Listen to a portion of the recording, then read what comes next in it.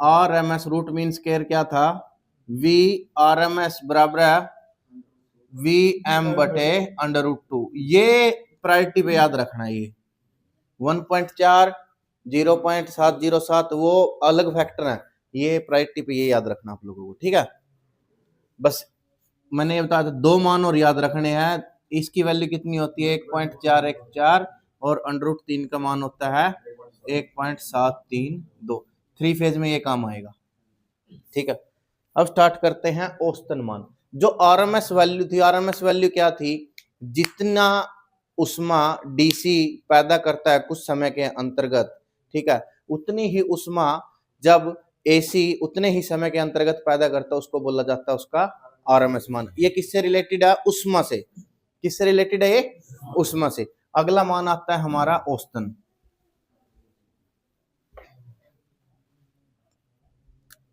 औसत मान, इसको बोलते हैं एवरेज वैल्यू, ठीक है। एवरेज वैल्यू क्या है, देखियो ये है मेरे पास,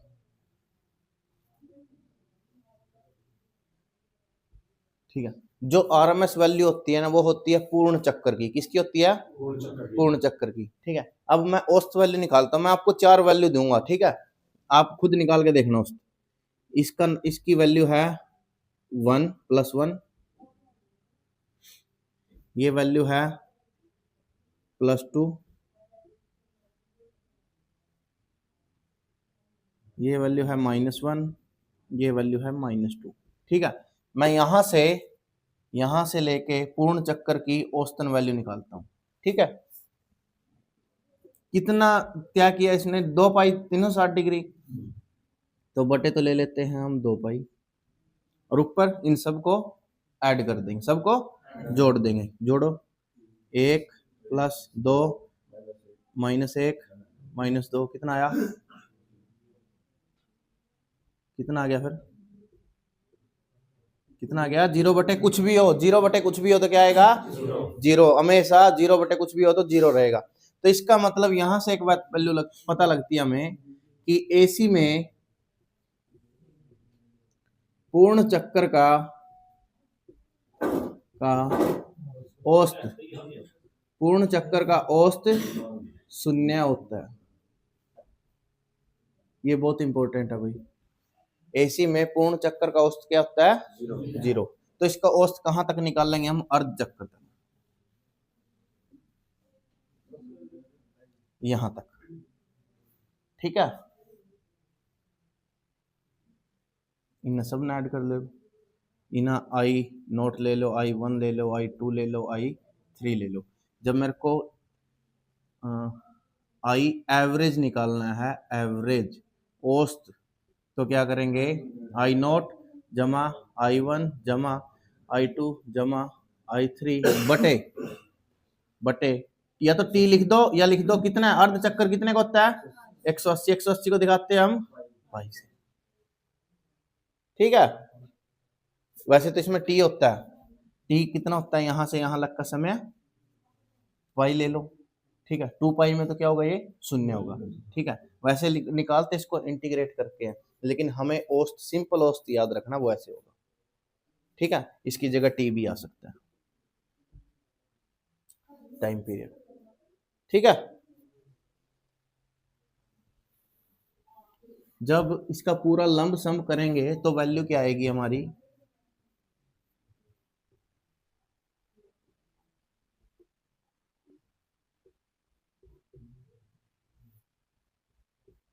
दो IM बटे पाई, जब पूरा करेंगे। वैसे तो इंटीग्रेशन करके निकालते हैं इसको, ठीक है, वो अपने सिलेबस में है नहीं, अपने सिलेबस से बाहर है वो चीज, इंटीग्रेशन डिफरेंशिएशन।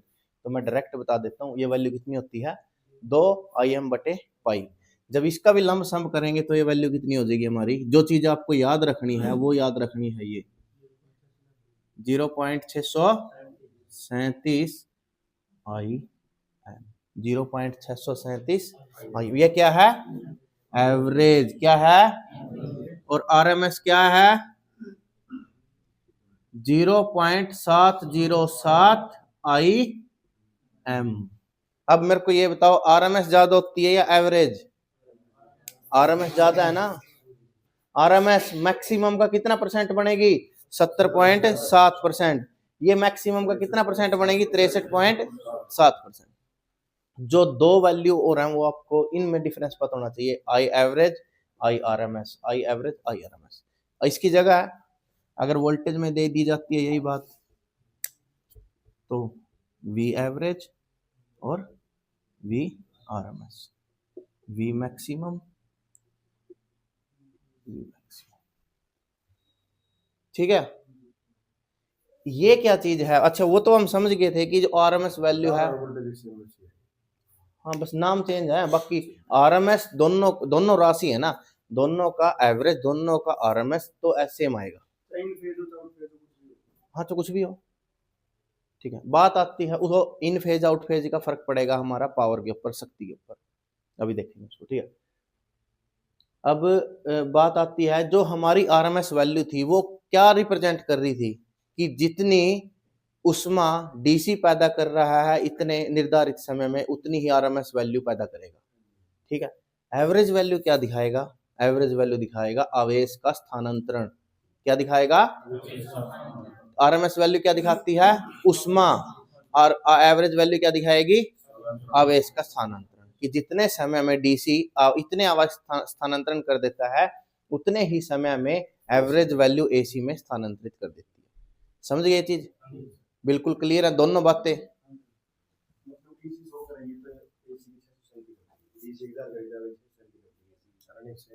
नहीं, उतना ही आवेश स्थानांतरित करेगी। देखो मेरे डीसी ना 10,000 आवेश कर दिया, ये भी 10,000 आवेश ही करेगी।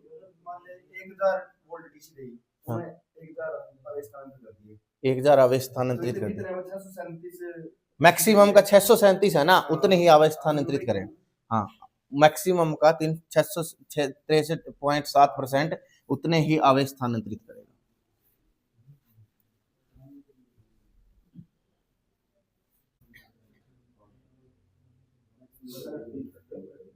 पीक फैक्टर, पीक फैक्टर का हिंदी में नाम है शिखर गुणांक, शिखर गुणांक, ठीक है। मान हो गया उसका वैल्यू, फैक्टर हो गया गुणांक, ठीक है। और तो बस यही बोलेंगे इसको, पीक फैक्टर, ठीक है। अब देखो इसकी वैल्यू क्या होती है पीक फैक्टर की? पीक का मतलब क्या? शिखर है, ठीक है। तो सबसे पहले मैं शिखर लिख लेता हूं, शिखर मान। क्या लिख लूं? शिखर मान बटे कौन सी वैल्यू ना ज्यादा तवज्जो देवा मैं इसी मां? प्रभावी ना, प्रभावी मान। शिखर मान कितना होता है अगर वोल्टेज में ले तो वी एम, और प्रभावी मान में ले तो इसका क्या होगा? वी एम बटे अंडर रूट। इसमें भी किसी को दिक्कत? मैं जब इसना वी एम बटे वी, ये वी आर एम, हाँ यही लिख दूं, पहले मैं वी आर एम एस लिख देता हूँ, वी आर एम एस, ये सही है। हाँ, प्रभावी तुल्यकालिक काम का जी, जो नीचे के नीचे है वो कहां चला जाएगा?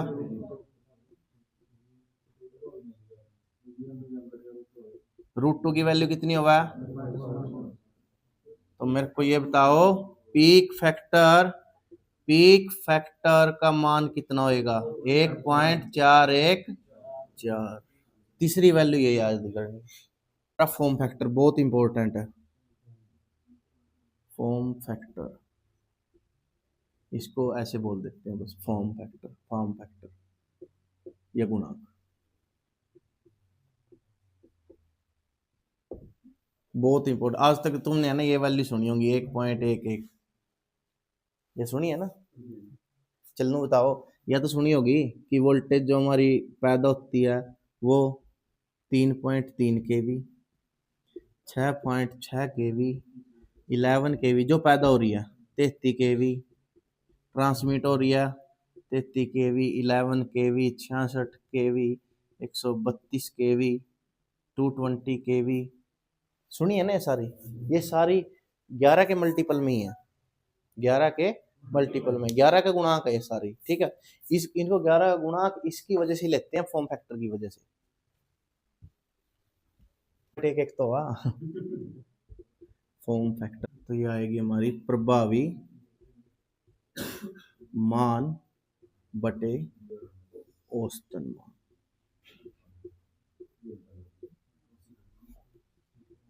प्रभावी मान क्या होता है हमारा, Vm बटे अंडर रूट 2, औसत मान क्या होता है 2Vm बटे पाई, यही होता है। नीचे का जो नीचे है वो कहाँ चला जाएगा, ऊपर, तो Vm गुणा पाई बटे Vm गुणा 2 अंडर रूट 2, ठीक है। 0.707 Vm, और ये वैल्यू क्या होती है 0.637 Vm। इसने इस तो निकाल दो, 707 को जब 637 से, पॉइंट तो पॉइंट उठा दो, एक सेम पॉइंट पे तो है। 707 को जब 637 से भाग देंगे तो कितना आएगा हमारा 1.11। ये है फॉर्म फैक्टर जो आपको याद रखना है सिर्फ इसके अंदर, 1.11, ठीक है। विमान की 0.707 Vm, उसके बाद आता है प्रभावी मान के बाद हमारा औसत मान। औसत मान की वैल्यू होती है 0.637 Vm। इसको V एवरेज लिख देता हूँ, इसको V RMS लिख देता हूँ। इसके बाद मेरा आता है कौन सा गुणा, फॉर्म फैक्टर आता है,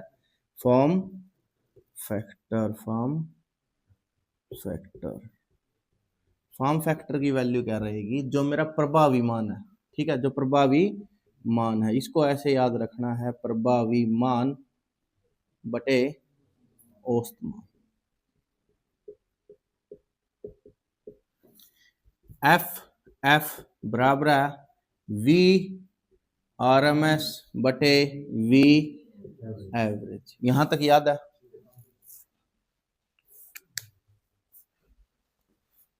ये वैल्यू यहां रख दो, यही वैल्यू एज इट इज भागे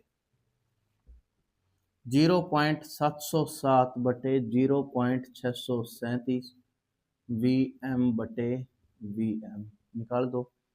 अब या तो इसके बटे जार और इसके ऊपर जार लगा के, या फिर पॉइंट से सीधे ही काट दो, कट गया। 707 ना 637 तक भाग दे दो,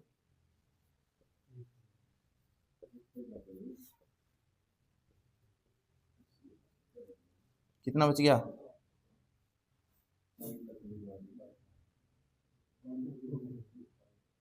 अगर ले यही होगा, ठीक है। पॉइंट लग का 0 तार ली, फिर भी कितने जाएगा, 1 पा 637, कितना बच गया 3, फिर 0 ले लो, जाएगा तो आगे कितने, अगर 0 जाएगा 9 पर जाएगा, लेकिन अगली वैल्यू 0.9 ना, तो 1 में कन्वर्ट कर सकते हैं हम, तो यह वैल्यू अपनी लगभग ये है। हाँ 0.99, तो इसने है ना 0.099, तो इसको भी ऐसे लिख सकते हैं 0.1 लिख सकते हैं, ठीक है। इसने बह गई इतनी लंबी चौड़ी भाग में जानी को नहीं हमने इसमें। अब देखो कल जितना दिमाग खराब होया, आज देखो कितनी आसानी से याद होंगी, चारों वैल्यू आज ही याद होंगी रिया। इसके अंदर अब सबसे पहले मान है प्रभावी, दूसरा ले लो स्केच,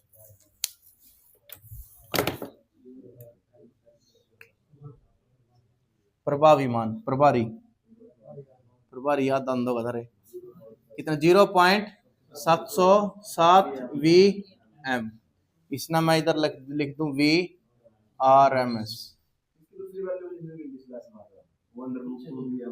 यहाँ कर का Vm बटे अंडर रूट 2, ठीक है। दूसरा मैं लिख लेता हूं औसत मान,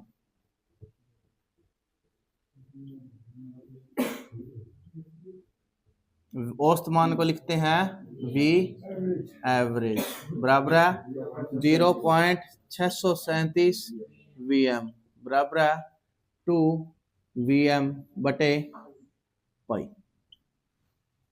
ऐसे याद कर लो, यहां तक जाना है ज्यादा, तो इसमें यहां मत कुछ जाना। तीसरे नंबर पे आता है हमारा पीक फैक्टर, शिखर गुणांक।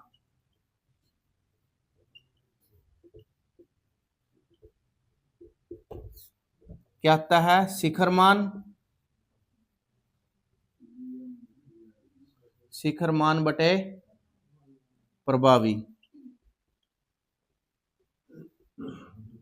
शिखर है Vm, ये है Vm बटे √2, तो ये आ जाएगा √2 Vm बटे Vm बराबर 1.414। 1. बार बार याद करना क्योंकि एक वैल्यू भाई पूछ ला, हर बार पूछा। चौथे नंबर पे हाँ, शिखर मान के बाद आता है हमारा फॉर्म फैक्टर।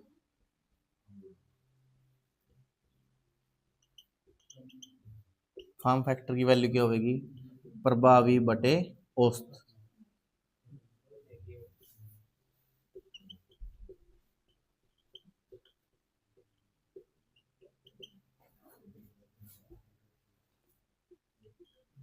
यही लिख दूं सीधा 0. या सीधा लिख दूं 1.1।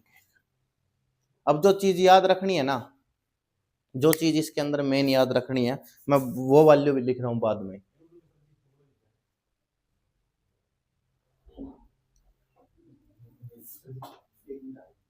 कोई बात नहीं, कोई नहीं, इसने रिपीट करूंगा तो मैं 2-3 मिनट और जाया।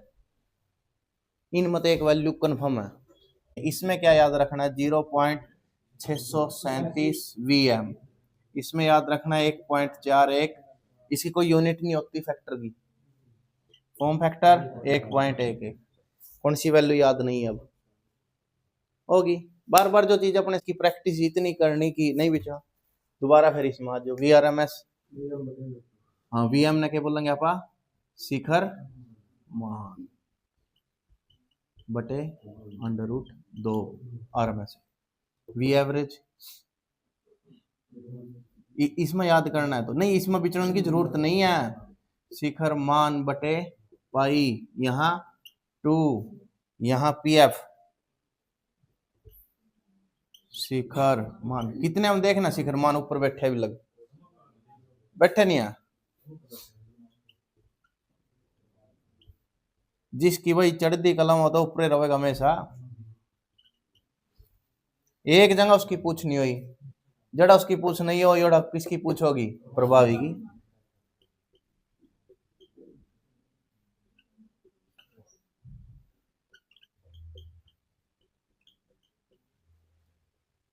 ऐसे ऐसे है ना, या जो फार्मूले हैं या जो जिन्हों लगा हमने डायरेक्ट आवांगे इसना, जो अपने कहीं वर्क प्लेस पर बैठे उठा कर अपना पोस्टर बना लो। पहले बनाए नहीं करते, मैं दौड़ दौड़ पोस्टर कर दे, बना कर पोस्टर उसमें बड़े बड़े अक्षर में बना कर चेप दो अपने वर्क प्लेस पर भी। दुकान कोई आया करेगा दुकान तो वो भी देखे करेगा के कर रखे रहने।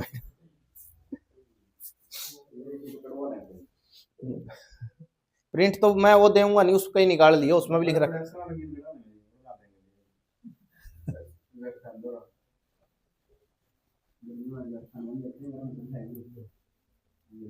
प्रिंट निकालने वास्ता था ना, और बढ़िया बढ़िया दे दूंगा मैं इसके। सबसे पहले हमारे पास आरएमएस वैल्यू, आरएमएस की वैल्यू रहेगी, पहले पॉइंट में बता दो मना 0.707 वीएम, ठीक है। दूसरी है मेरे पास औसत वैल्यू, औसत वैल्यू की वैल्यू कितनी रहेगी हमारी? 0.637 वीएम, ठीक है। उसके बाद आता है मेरे पास पीक फैक्टर, उसकी वैल्यू कितनी रहेगी? 1.414, ठीक है। उसके बाद आता है मेरे पास फॉर्म फैक्टर, उसकी वैल्यू 1.4 वैल्यू याद है, ठीक है। इब सूत्र बताओ मेरे था फैक्टर के सूत्र। जो सबसे पहला फैक्टर है पीक फैक्टर, जो शिखर फैक्टर ही है ना, उसके ऊपर कौन आवेगा? और बटे, तो क्या आ गया इसका सूत्र? शिखर बटे प्रभावी, शिखर बटे प्रभारी, प्रभारी को मैं भी, हाँ ठीक है। दूसरा है हमारे पास फॉर्म फैक्टर, ठीक है। फॉर्म फैक्टर में ऊपर कौन आवेगा? प्रभावी, कौन आएगा प्रभावी और नीचे औसत। ओके, था तो नहीं था कुछ इसमें इंपॉर्टेंट है। चलो आज ये मजेदार टॉपिक स्टार्ट होएगा अपना। कुछ नहीं, जब इसने समराइज करूंगा ना, इस चैप्टर की रिवीजन करवाऊंगा ना जिस दिन मैं, हम कहोगे चैप्टर कुछ नहीं था यो। ला तो आपने पिछले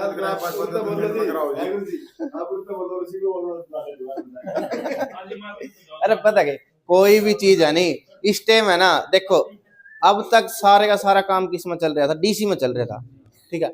हमने क्या किया, डीसी के बाद है ना सोचे एसी में भी काम चल जाएगा, ठीक है। पहले डीसी पर काम चला रहे थे, अब इना इंडक्टर लगा रखा था डीसी में, वो कुछ भी नहीं, सिंपल कंडक्टर की तरह काम कर रहा था उसमें। लेकिन जब आया एसी, एसी में भी हमने सोचा इन्हों काम करेगा, समझ में भी नहीं आया इंडक्टर के आएगी इन्हों एकदम जो उछड़ी दी कुद्दी चल रहा आई है उसके भी। एक बार तो उसके दिमाग में फर्क नहीं पड़ा हमारे, ठीक है नहीं, एक बार तो सबके दिमाग में फर्क गिरा जब डीसी था एसी में कूदा, ठीक है। हम तो छोटी ही चीज है यार, सबके दिमाग में ए टू जेड सबके सारे के फंडे खराब हो जा।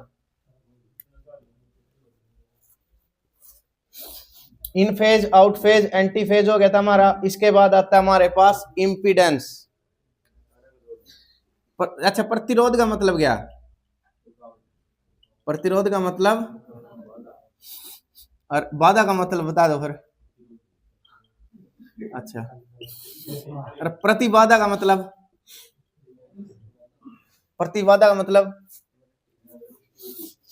मतलब क्या है? बस सिंपल मोटे है, मतलब मोटे हिसाब में समझाओ। इनका तीनों का मतलब क्या है? रोका है, पक्की बात है, कोई दिक्कत अन्ना तो आवा। इसने तो हम बोल दा इसने बोलना पा जेड, इसको बोलते हैं, ये भी क्या करता है? रुकावट पैदा करता है, ठीक है। जेड, जेड किस किस से मिलके बनता है? और ये बनता है आर प्लस एक्स, आर का स्क्वायर प्लस एक्स का स्क्वायर और उसका अंडर रूट, ठीक है। इसको बोलते हैं इसका कि जो प्रतिबाधा होती है वो प्रतिरोध का, और प्रेरकता बोल दो, या फिर उसको इंडक्टिव, ठीक है। इंडक्टिव, इंडक्टेंस का, उसका रिएक्टेंस का सदिश योग, सदिश योग, सदिश योग, सदिश योग क्या था? वेक्टर सम, वेक्टर क्वांटिटी, ये वेक्टर सम होता है। क्या होता है ये? Vector sum. इसको अगर हम त्रिभुज में दिखाएंगे तो ये हमारा ऐसे बनेगा। ये होता है प्रतिरोध R, ये होता है हमारा X रिएक्टेंस, और कर्ण पे होता है हमारा Z, कर्ण पे होता है Z, हाँ लाल बट्टे का आर स्क्वायर प्लस एक्स का स्क्वायर। क्यू आ कहाँ तक गया ऐसा जेड, जेड कहाँ से आ गया? ऐसी चीज हमने तो सोची भी नहीं थी आवेगी। कुछ नहीं है, जैसे प्रतिरोध किस में होया था? डीसी में होया था ना। डीसी में कौन था प्रतिरोध करने वाला, अपोजिशन करने वाला? सिर्फ ये था। लेकिन एसी में हमने पता है अगर वोल्टेज में परिवर्तन है, वोल्टेज में परिवर्तन है तो उसका प्रतिरोध कौन करता है? एक्सी। अगर करंट में परिवर्तन है उसका प्रतिरोध कौन करता है? एक्सएल, ठीक है। और एक्स का मतलब क्या होता है? एक्सएल माइनस एक्स सी। हाँ सारा पढ़े हुए ही है, पढ़े हुए तो सारा ही पढ़े हुआ, बिना पढ़े हुए तो कुछ नहीं कर रहे आप, ठीक है। जो बिना पढ़े हुए अपने सिलेबस में ही नहीं हो 12, ठीक है। ये क्या हो जाएगा? एक्सएल माइनस एक्स सी, वो रिएक्टेंस है टोटल। जब बात आई किसकी? एसी की, तो आया एक्स, एक्स ने पार्टिसिपेट कर लिया, ठीक है। और एक्स ने जब पार्टिसिपेट कराया तो उसके बाद टोटल जो प्रतिरोध बना ना, जो टोटल चीज विरोध करने लगी उसको नाम दे दिया प्रतिबाधा, यानी कि इम्पीडेंस। इसको बोलते हैं इम्पीडेंस। हाँ बस एसी में प्रतिबाधा, डीसी में प्रतिरोध था। नाम तो एक, काम तो एक कर रही। क्या बताया था? एक एल था, जब इंडक्टर किया तो इंडक्टर में क्या आया था? एक्स, जिसकी वैल्यू क्या थी? ओमेगा एल, या फिर उसको क्या बोल सकते थे? 2 पाई एफ एल, 2 पाई। दूसरा था मेरे पास कैपेसिटर सी, उसमें क्या था? एक्स सी 1/ω c, और क्या लिख सकते हैं इसको, 1/2 पाई एफ सी। समझ गया चीज। इसमें क्या था, जब फ्रीक्वेंसी जीरो किस में होती है, एसी में, डीसी में, डीसी में। जब इसकी वैल्यू जीरो है फ्रीक्वेंसी की, तो एक्सएल क्या था, जीरो था, यानी कि डीसी के अंदर एक्सएल की वैल्यू थी कोई, तो हम सिर्फ आर ले रहे थे। यहां जब फ्रीक्वेंसी की वैल्यू जीरो थी, तो एक्ससी की वैल्यू क्या थी, अनंत थी, कंसीडर ही नहीं कर रहे थे इसको डीसी के अंदर। लेकिन बात यहां पे आती है, जब वैल्यू एक्सएल की जीरो है, तो एल क्या काम करता था डीसी के लिए, शॉर्ट सर्किट का, और ये डीसी के लिए ओपन सर्किट का। जब इसको लगाते हैं हम किसके अंदर, उसके फिल्टर वगैरह के अंदर लगाएंगे ना, तब काम आएंगी ये चीज वैल्यू। मैंने दो दो पॉइंट लिखवाए थे हर एक में, ठीक है। इसको किससे दिखाया था, जी, चालकता तो ये था सिग्मा, ठीक है। और आर का जो उल्टा था वो क्या था, 1/जी। इसकी इकाई क्या थी, मोह, मोह, मोह। या तो सीमेंस बोल दो या महो बोल दो, यही थी। प्रतिबाधा की इकाई क्या रहेगी,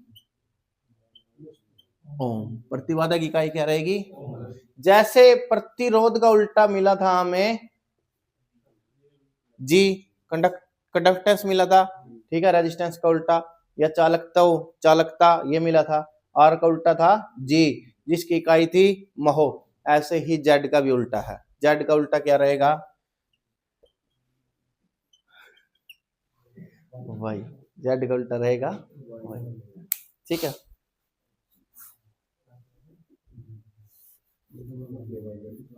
बताऊंगा सारा।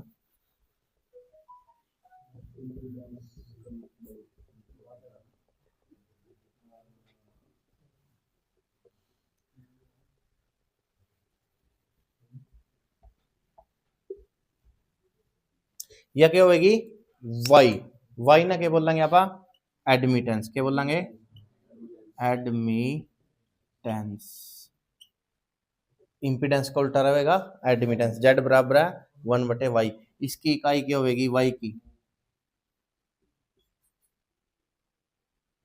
इस ना ऐसे दिखाओगे, वो क्या था, जैसे जेड बराबर क्या था, आर का स्क्वायर प्लस एक्स का स्क्वायर और उसका वर्गमूल। इसमें क्या होगा, आर का उल्टा उसका स्क्वायर प्लस 1/एक्स का उल्टा उसका।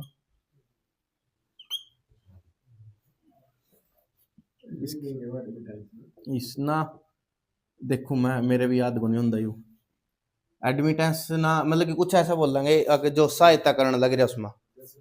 मैंने लिख रख इसना बोला परवेश्यता,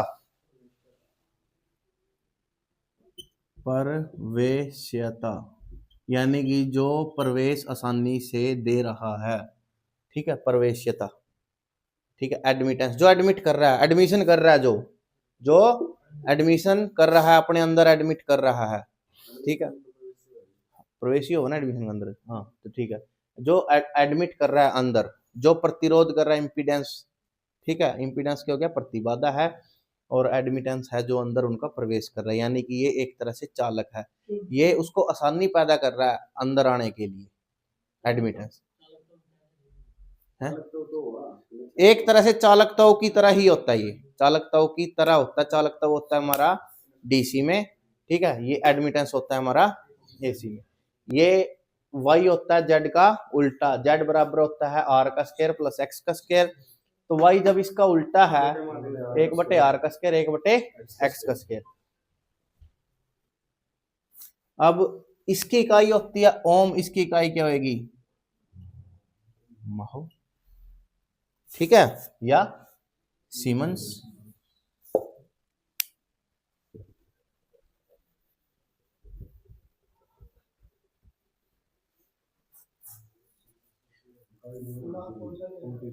है हाँ, नहीं होगी। अब 1/आर किसके बराबर होता है, ऐसे ही 1/एक्स किसके बराबर होता है, बी के। अब बी क्या है, सस्टेंस, सस्टेंस, सस्टेंस कुछ नहीं बनता। ससप है अनुकार्यता। अब देखो ये रिएक्टेंस का उल्टा, ये प्रतिरोध का उल्टा, ये तो हमने देख ही लिया था। रिएक्टेंस का उल्टा क्या होता है? बी होता है। इस अब इसको लिख दो। अभी यही चीज लिखनी है हम ना, ऊपर भी ऊपर वाले में भी। हाँ। वो तो इसलिए बताई मैंने था कि हमें पता है जेड की वैल्यू होती है ये, और वाई होता है जेड का, जो वाई जेड का उल्टा हो इन सारे ने भी तो उल्टा करांगे, इन उल्टा करके लिख दिए। अब इसका उल्टा तो हमने पता है, इसका उल्टा तो प्रतिरोध का उल्टा क्या हुआ? कंडक्टेंस जी। तो एक्स का उल्टा मिले कोई ना कोई, उसका नाम हुआ ससेप्टेंस। पर मीटर में क्यों आएगी? नंबर तक बताओ। ये सारी की सारी वैल्यू क्या है? महो थी। महो का मतलब क्या है? इसकी वैल्यू भी क्या है? महो। और इसकी वैल्यू भी क्या है? महो। ये किसके इक्वल है? इसके इक्वल है। इसकी वैल्यू क्या है? महो। इसकी वैल्यू क्या है? महो। अरे देखते जाओ, ई हम अपने से आप तय करते चले जाओ। बस देख मेरे बताओ, प्रतिरोध प्रतिरोध हुआ आर, एसी में आए तो क्या मिला? प्रतिबाधा, प्रतिबाधा जिसको बोला जेड। जेड की वैल्यू होती है एक्स के, ठीक है। इसको इसकी इकाई क्या होती है? ओम। इसका उल्टा, इसका उल्टा, उल्टा क्या होता है इसका? वाई, 1/जेड। हाँ तो ये होता है 1/आर का स्क्वायर प्लस 1/एक्स का स्क्वायर और उसका सारे का वर्गमूल। हमें पता है 1/आर बराबर होता है जी और 1/एक्स बराबर है बी। तो इस वैल्यू ने उठाकर यहाँ रख दो।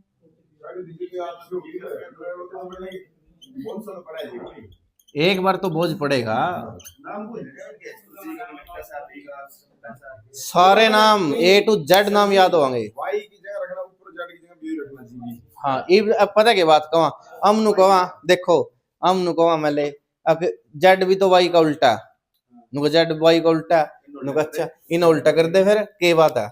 नुका अगर जेड हम वाई की फॉर्म में लिखना तो हम जेड को ऐसे भी लिख सकते हैं, 1/जी का स्क्वायर 1/बी का स्क्वायर, बस मकड़ी में तक ना दी। मतलब वो तो वही वैल्यू हुई है यार स्क्वायर में।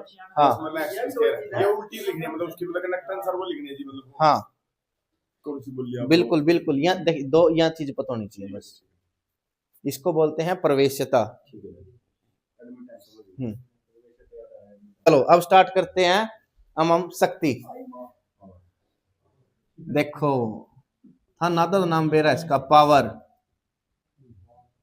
क्या नाम है? आओ वाह भाई वाह, वाट, बहुत बढ़िया, ठीक है। अब शक्ति है ना अपने पास 3 तरह की आ गई, यहां तक तो अच्छा था ये।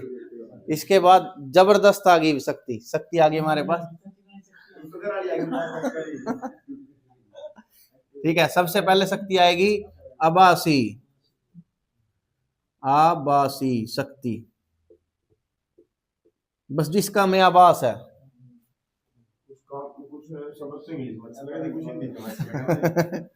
इसको बोलते हैं अपरेंट पावर। क्या बोलते हैं? Apparent power. इसका मतलब क्या हुआ? V गुणा I। इसकी इकाई क्या होती है? इसकी इकाई होती है वोल्ट एम्पियर। क्या होती है? Volt ampere. आभासी शक्ति की वाट बोल सकते हो डीसी में। अगर पूछ लिया उसने अपरेंट पावर भी क्या होती है? VI, लेकिन उसकी इकाई क्या हो जाएगी? Volt ampere. ये याद रखना कोई।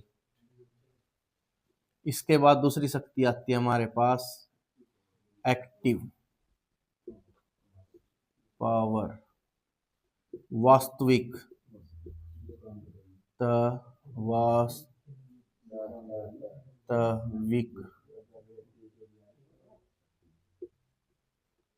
Real power.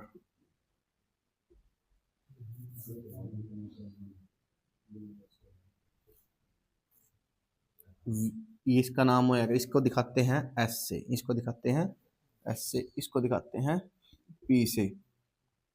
VI cos phi, VI cos phi. cos phi क्या होता है? यहाँ पावर फैक्टर बोल लो, ठीक है, या पावर गुणांक भी बोल देते हैं। फाई क्या होता है? वोल्टेज और धारा के मध्य कोण, धारा के मध्य धारा और वोल्टेज के मध्य कोण हुआ। कल अपन करे नहीं था in phase out phase, U voltage इना थीटा ले दूं मैं, इना थीटा लिख दूं, कोई बात नहीं, कई जगह फाई तो भी दिखावा इसना, ये ला, क्योंकि जो होगा नहीं पावर फैक्टर होगा वो कोस फाई होगा हमेशा, तो थीटा ले लिया हमने, ठीक है, cos theta v I cos theta, v I cos theta क्या हो गया, जो कोस थीटा वो क्या है पावर फैक्टर, और वी आई क्या हमारी या, ठीक है, समझ गया चीज, बिल्कुल इंपॉर्टेंट है चीज। तीसरी शक्ति और एक हमारे पास,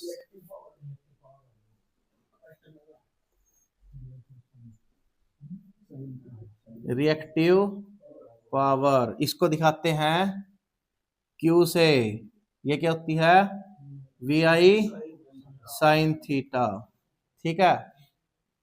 अच्छा सारा काम यह करा, सारा काम या एक्टिव पावर करने लग रही, जो शरीर में जान है सारा काम करने लग रही, या सिर्फ जिंदगी में ना एक स्टेबिलिटी ही बनाकर रखा, मतलब जिंदगी में अगर बोर हो रहा हो दुखी हो, अरे सिंपल सी समझो, अपनी जिंदगी में है ना जो शक्ति है अपनी असली शक्ति है काम करने की, वो तो अपना खाने का मिलेगी, अच्छे अंत मिलेगी, लेकिन एक ऐसी शक्ति भी चाहिए हमना कई बार, ठीक है, जो जब शरीर में मैं क्या टेंशन होगी हम कुछ खा लो मतलब जमा या कोई सी दवाई ले आओ टेंशन दूर ही नहीं होती, ठीक है, लेकिन दो जने के वेट का जदर नू टकराव तो उस शक्ति तक हो जाए माइंड फ्रेश हो जाए कि नहीं, उसका वह है रिएक्टिव पावर, रिएक्टिव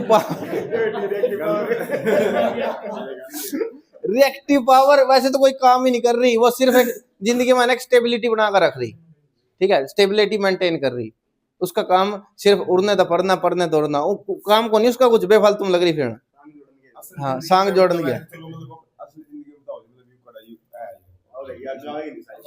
बताऊं हाँ बताऊं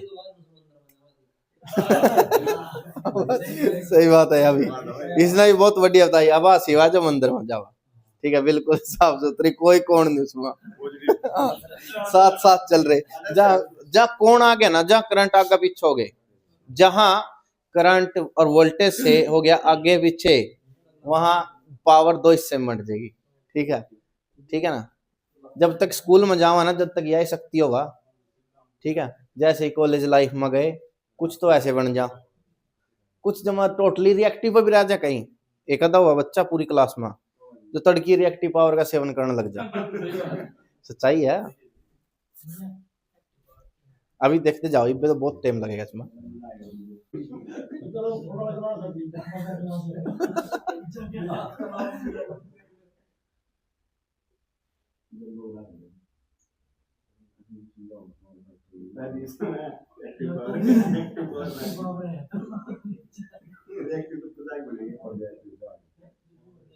अब थार तनु पूछूंगा इसकी जरूरत भी है कि नहीं है, ठीक है, एक बार पकड़ ली इस तरह की इसके मैं लपेटी और यहाँ तक कुछ सामान इसमें डल गया, ठीक है, उसके बाद इसमें हो गया जुगूड़,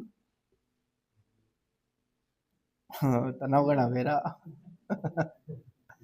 ठीक है, इसकी जरूरत है अपना नहीं है, पक्की बात है, इसना खत्म करांगे किस तरह खत्म करका और इसका सेवन कर लिया नीचे चढ़ेगा, कर लिया, ठीक है, ये अच्छी लगा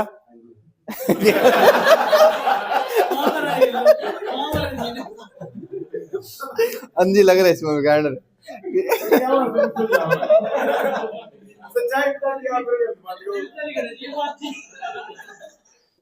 चलो वहां तो सामान पकड़ के लिया, एक की नाड गिलास में गल लिया, गिलास में जुगूड़ नहीं उठे भाई, थारे दिमाग में क्या भाई सही है खराब है, क्यों है भाई खराब हुआ, उसमें तो टोटल एक्टिव पावर है, जिंदगी में स्टेबिलिटी नहीं है बिना रिएक्टिव पावर, जब तक रिएक्टिव पावर नहीं बनने लग रही, जब तक अपने दिमाग में भी यह चीज नहीं बैठ रही, यह चीज सही है, अगर रिएक्टिव पावर नहीं बनी तो हम सोएंगे तो खराब है भाई, पहले उसके लिए जूत बजाएंगे जाकर तो खराब माल पकड़ा दिया, कोल्ड ड्रिंक ले लो, ठीक है, कोल्ड ड्रिंक वाला ले लो, कुछ भी है, रिएक्टिव पावर जनरेटर से लेके जनरेटर से लेके लोड तक कभी इधर जाएगी, कभी इधर जाएगी, कभी इधर जाएगी, कभी इधर जाएगी, घूमती रहो बस, इधर से उधर, इधर से उधर, नशा में दौड़ दिन रवाया। और जहां पे हमारा इंडक्टिव लोड हो गया वहीं पर आपकी रिएक्टिव पावर होना स्टार्ट होगी। ये कहाँ मिलता हमें? प्रेरकत्व लोड पे। कहाँ? प्रेरकत्व लोड पे। अगर रिएक्टिव पावर हो जाती है ज्यादा, अगर रिएक्टिव पावर हो जाती है ज्यादा, तो फिर उसको खत्म करने के लिए क्या लगाया जाता है? कैपेसिटर। ठीक है, जो रिएक्टिव पावर को,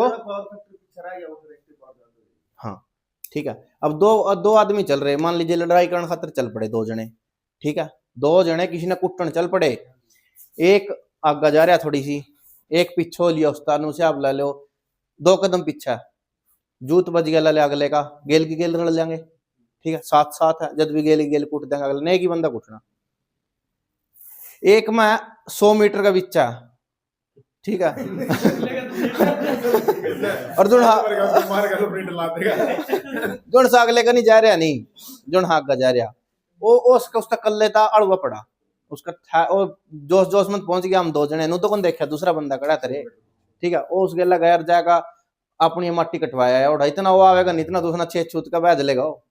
ठीक है, तो जब ये आगे पीछे होंगी ना, हम देखो कितना नुकसान होगा। आगे पीछे होने लग रही है ना राशियां, वोल्टेज और करंट ही होंगी, जब ये आगे पीछे है ना तो नुकसान ही नुकसान है। ठीक है, कोई फायदा नहीं है अपना सिस्टम के अंदर।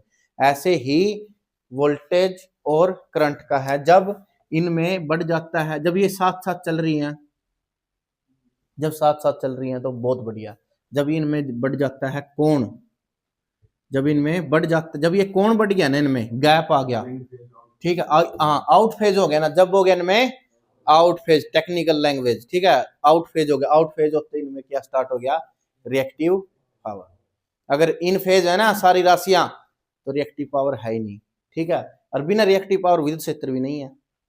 लेकिन जब आउट फेज भी एक लिमिट तक सही रहता है, अपने जो पावर हाउस होते हैं ना, वहां पर जब हम पी की वैल्यू निकालते हैं, वी आई कोस फाई की वैल्यू कितने ले लेते हैं? 0.9। हमेशा इसकी एक स्टैंडर्ड वैल्यू मान रखी है 0.9 तक। ठीक है, कैपेसिटर नहीं लगाया करा, कैपेसिटर जब लगावा, जब यहाँ वैल्यू है ना 0.9 से नीचे आ जा, 0.85, 0.8 भी हो जा, 0.76 भी हो जा, अब इतनी वैल्यू जब ऑन लग जाए ना, तो रिएक्टिव पावर ज्यादा हो जाए उसने,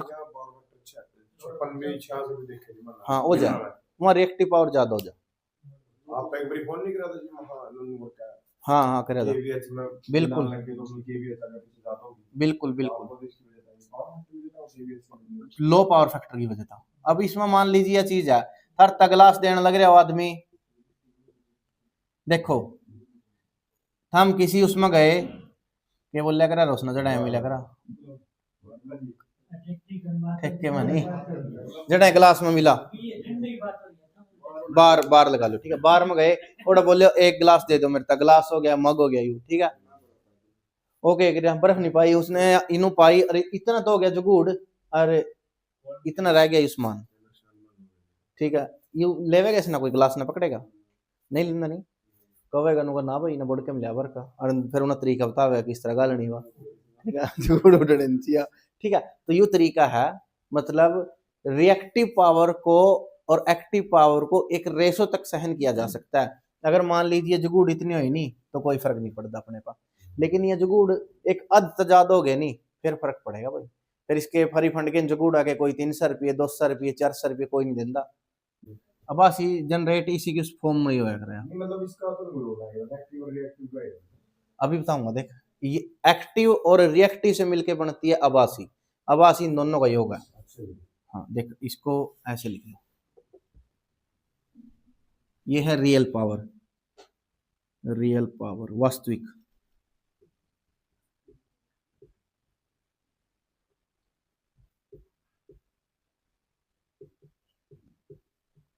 P v I cos theta, ये है reactive, Q v I, sorry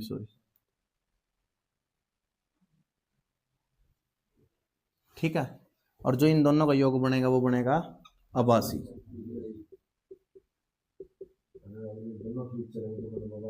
हाँ दोनों, मतलब क्यू भी वही नहीं आई कड़ी था, टोटल दोनों चीजें आभासी में निकल रही, और ये भी आभासी विकर्ण इनका सदिश योग, सदिश वेक्टर एडिशन है। ये है एस वी आई। तो एस को हम कैसे दिखा सकते हैं? एस को ऐसे भी लिखा जा सकता है, पी का स्क्वायर प्लस क्यू का स्क्वायर। दिखाने में इसको वेक्टर की फॉर्म में ऐसे भी दिखाते हैं, वो आइटा क्यू, लेकिन ये याद नहीं रखनी था ना, साइल रख सका, साइल ना कॉम्प्लेक्स नंबर कर रखे, ऐसे ही आवेगा ना आयोटा की फॉर्म में ना। थारे में को नहीं आंदा, थारे मास का तो यू आस का यू। हाँ हाँ हाँ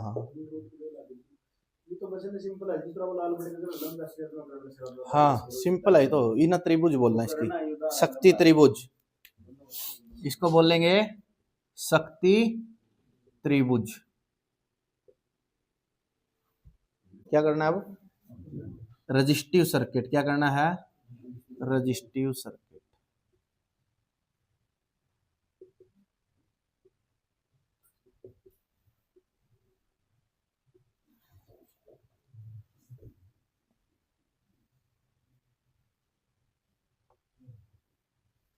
पहले बताओ एसी सर्किट है या डीसी? डीसी को दिखाते हैं इससे और एसी को दिखाते हैं, इसको सीधी रेखा से दिखाते हैं या प्लस माइनस दे देगा। अगर उसने यहाँ पे दे दिया आपको, ठीक है, तो ये क्या हो गया आपका? डीसी है। अगर ऐसी दे दी कोई वैल्यू, हाँ कोई भी दे सकता है, तो ये क्या होगी? एसी होगी। ठीक है, अब एसी को है ना, छोटा सा टॉपिक है एक लाइन का, वो दिखाना रह गया था मेरे को, अभी दिखा देता हूं। एसी में, डीसी में तो क्या लिखते थे हम? Simple we. इसमें वी को कैसे दिखाएंगे? वीएम से। साथ में वेव कौन सी रखते हैं इसके? साइन। तो sign omega T, sign omega T. ठीक है, और v की वैल्यू मैक्सिमम कब होगी? जब ये कितने पे होगा? 90 डिग्री। कितने पे? 90 डिग्री पे। जब ये होगा ओमेगा टी बराबर होगा 90, तो इसका मान क्या हो जाएगा सारे का? 1, और ये v बराबर क्या हो जाएगा? Vm अधिकतम एट ओमेगा टी बराबर है 90 डिग्री। ठीक है, बहुत इंपॉर्टेंट है। अब आपको है ना सिर्फ और सिर्फ छोटे छोटे से क्वेश्चन है, वहां से बताना है मेरे को। ठीक है, मेरे को वी आर एम एस चाहिए। इसका क्या चाहिए? इसका वी आर एम एस चाहिए। बताओ भाई कैसे निकालें? क्या बोल रहे? वी एम बटे अंडर रूट। कोई दिक्कत है इसमें किसी ना? या फिर मैं ऐसे लिख सकता हूँ इसको 0.707 वीएम। यहां तक कोई दिक्कत नहीं है इससे, इस शक्ल से कोई दिक्कत किसी ना भी? मैं शक्ल चेंज करने वाला हूं। ठीक है, एसी में वी को दर्शाया जाता है ऐसे, v m sine omega t. यहां तक कोई दिक्कत? ऐसे दर्शाया जाता है असली में एसी में, क्योंकि साइन वेव की फॉर्म में चलती है, सीधी तो चलती नहीं है। ठीक है, किसकी फॉर्म में चलती है? साइन की फॉर्म में चलती है, तो इसको ऐसे दर्शाया जाता है बस। अब मेरे को यहां से है ना सिर्फ ये बता, मैक्सिमम ये जो चीज स्टार्टिंग में लगी हुई है ये क्या चीज है? इसकी मैक्सिमम है बिल्कुल।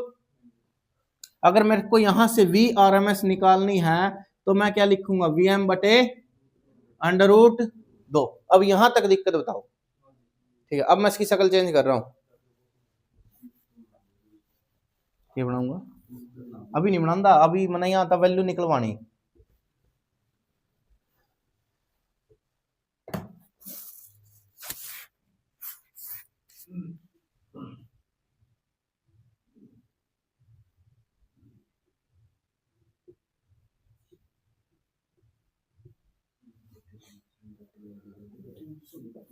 मेरे को वी आर एम एस की वैल्यू बताओ।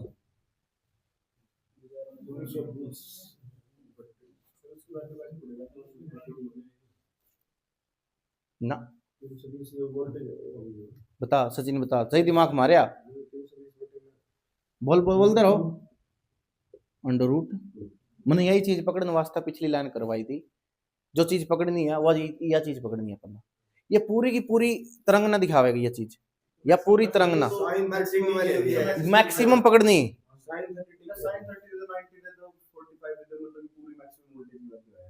पूरी वोल्टेज जो है वो थीटा के ऊपर डिपेंड कर रही है। जीरो पे मैक्सिमम ना इसके अलग गुणा कर देंगे, एक के मानना इसके अलग गुणा कर देंगे, एक पा जाएगी।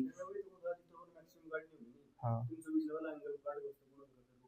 ना मैक्सिमम ही था ना, तो ये तो मैक्सिमम वैल्यू बता हुआ ना। मैंने कहूँ था जो ये वैल्यू थी v बराबर है v m sine omega t, जो साइन के आगे लगी हुई है ना, जो भी वैल्यू लगी हुई है, जो राशि लगी हुई है, वो हमेशा क्या चीज दिखाता है? उसका मैक्सिमम। यही चीज पकड़ने को कह रहा था मैं आप लोगों को कि वो क्या दिखाता है? उसका मैक्सिमम। अब मेरे को यहाँ आरएमएस निकालनी है, ऐसे दिया मिलेगा पेपर में, दिया मिलेगा ऐसे जैसे ऊपर दे रखा है। अगर भाई इसका आरएमएस बताओ कितना आएगा, ठीक है, इसका आरएमएस बता दिया कितना आएगा, तो हमें यहाँ से कौन सी वैल्यू उठानी है? क्या मैं इसको सारे को सोल्व करूंगा अम के हम इसकी शक्ल ना देख का घबरा जाएंगे? ना भाई, इसमें तो ये तो है नहीं बड़े लेवल का क्वेश्चन है। हम ना पता है जो चीज है ना कि ये क्या है वीएम, और हम इतना तो पता है वीएम बटे √2 कर दो, या फिर 0.707 गुणा 320 कर दो, वैल्यू आ जाएगी। या लगभग हाँ लिख सका 1/4 320 1/4 कर दे, आगा 0 ला का कर दे, 14 दूनी 28 4 14 दूनी 28 बच गए 12 14 सत्ते 14 अट्ठे, ठीक है।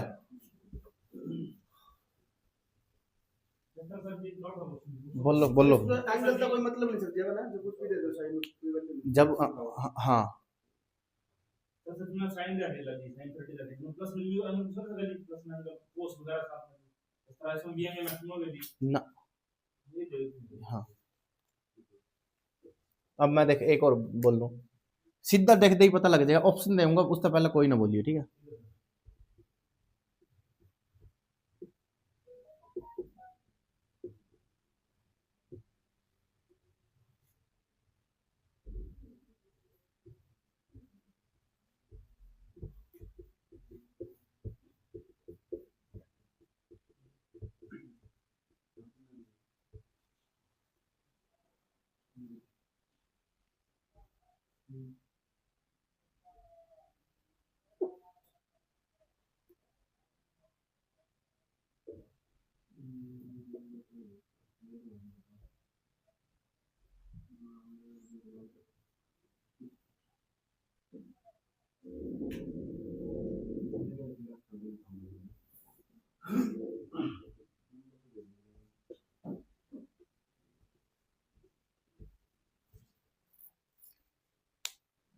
ये क्वेश्चन दिया हुआ हमें, ठीक है, इसमें से पहचानो, वीआरएमएस भी नहीं दिया, वीआरएमएस भी नहीं दिया, तो यहां बोल दिया उसने पहचानो प्रभावी मान क्या होगा।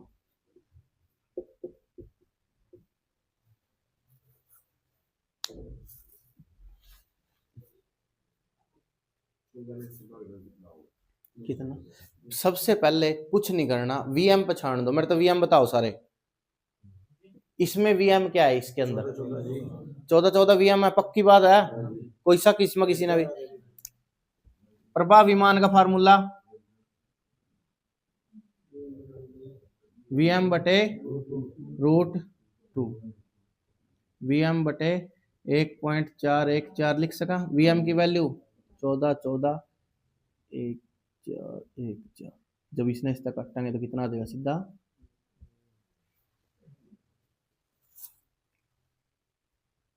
पहुंच रहा था, लेकिन सिर्फ और सिर्फ डिवाइड नहीं करा। सिर्फ मेन बात यह है इसमें से वीएम की वैल्यू पकड़नी, इसमें से वीएम की वैल्यू छोड़ दो, जरूरत ही नहीं, हम न करना ही कुछ नहीं उसका, पूरा तो बिचड़े आवेगा, इसकी शक्ल देख कर ही बिचड़ जाओगे, बस सारा काम पूरी खराब हो जाएगा, फिर काम नहीं खराब होने देना। वीएम की वैल्यू पकड़ो इसमें 101%, या फिर क्या करेगा वो? हाँ और क्या क्वेश्चन है, और आया कुछ लग गया पता है क्या है यार, और मैं कहूँ नहीं है तो वह कुछ नहीं है, ईब के दे दिया सर तैसना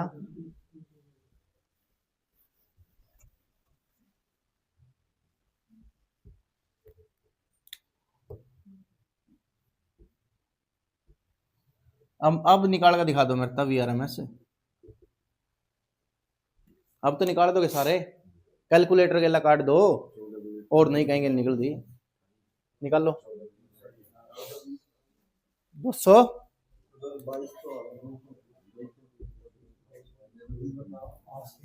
20 के औसत मान, पीक फैक्टर,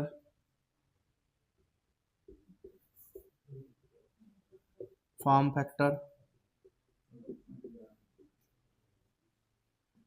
फॉर्म फैक्टर के बाद क्या आया, फॉर्म फैक्टर के बाद आया प्रतिबाधा, प्रतिबाधा के बाद क्या आया, परवेश्यता, परवेश्यता, ठीक है। परवेश्यता के बाद क्या आया, शक्ति, इसी में था वो, डायरेक्ट से लिखने लग रहे हो, मतलब देखते ही मत अगला अपने खोल दिया, शक्ति, शक्ति के बाद अपना, शक्ति के बाद शक्ति तक ही करा, ठीक है। उसके बाद रेजिस्टिव, कैपेसिटिव, इंडक्टिव सर्किट, ठीक है। उसका 2 दिन और लग जाए इसमें, लेकिन और एक पॉइंट और एक पॉइंट और एक पॉइंट और एक पेपर में कोई सा भी आज का, इसमें तक जमा गिने चुने है ना 20 पॉइंट है, और 20 के 20 पॉइंट इंपॉर्टेंट है। औसत मान कितना आया था, 0.600 VM, और पीक फैक्टर ये कितना था, 1 पॉइंट। प्रतिबाधा Z बराबर है R² जमा X का स्क्वायर उसका, और Y बराबर है 1/Z, तो अनु कर लो, या फिर इसने करके खत्म, G का स्क्वायर प्लस B का स्क्वायर। शक्ति 3 बन गई थी, VI apparent, VI cos theta, VI sine theta, ठीक है। इन दोनों का सदिश योग बनेगा आभासी शक्ति, अपरेंट पावर, ठीक है। ये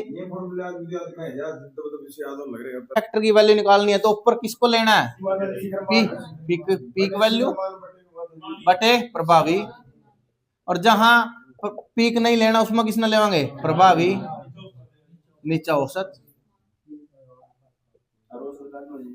औसत पे औसत मान तो वह है 2 VM बटे पाई, ठीक है। 101% होगा, टेंशन की ले रहे हो। चलो ये अरे सब खतर आसान हो गया, ऐसी बना देंगे इसने, मैंने कहूँ इसके लास्ट के 20 ही पॉइंट याद करने हम ना, लेकिन 20 पॉइंट तो पहला नहीं, एक बार टेम खोना पड़ा अपन नु, तो पता होना चाहिए चीज आ करता रही, हमने क्या जरूरत थी RMS की, जब RMS काट ली फिर औसत की क्या जरूरत थी, पता क्या बात है, अपन लाइनमैन भी लग गए नहीं, तो लाइनमैन भी पढ़े लिखे लाइनमैन तो लगोगे, अपने किसी किसी की सिफारिश लगना है, पूरी जिंदगी काम आवेंगी ये चीज। जिंदगी जिंदगी भूल भाल नहीं, ये तो आप लोग इतना याद है, तार जोड़े हो सका, लेकिन कई बार कई बंदा जिस तरह हमारे इसमें है ना HVPN में कर दे बंद, इसमें आप तो सर जी पता है